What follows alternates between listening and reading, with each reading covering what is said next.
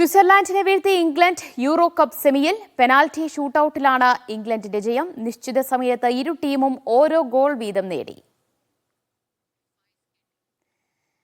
ഫൈസ് കെട്ടി കൂടുതൽ വിവരങ്ങൾ നൽകും. ഫൈസ്, അനായാസമായിരുന്നോ അതോ ഇംഗ്ലണ്ടിന് സെമിയിലെത്താൻ അല്പം വിയർക്കേണ്ടി വന്നോ? ദിവ്യ, കഴിഞ്ഞ മത്സരങ്ങളിലേതുപോലെ തന്നെ ഇംഗ്ലണ്ടിന് ഈ മത്സരവും ഉയർത്തിട്ടാണ് അടുത്തൊരു സെമിയിലേക്ക് പ്രവേശിച്ചിരിക്കുന്നത്.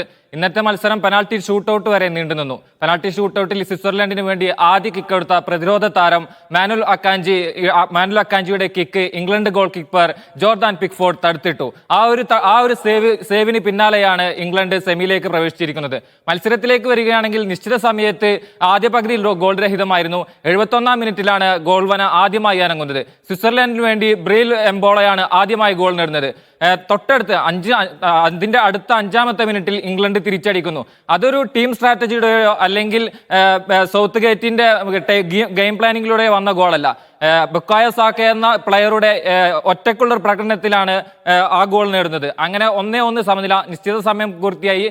എക്സ്ട്രാ ടൈമിലേക്ക് കടന്ന മത്സരത്തിലും മികച്ച മുന്നേറ്റങ്ങൾ ഇരു ടീമുകളും നടത്തി. ഇരു ടീമുകളും ഒന്നുകൂടെ ഉടർന്ന് കളിച്ചെങ്കിലും ഗോൾ മാത്രം പിണർന്നില്ല.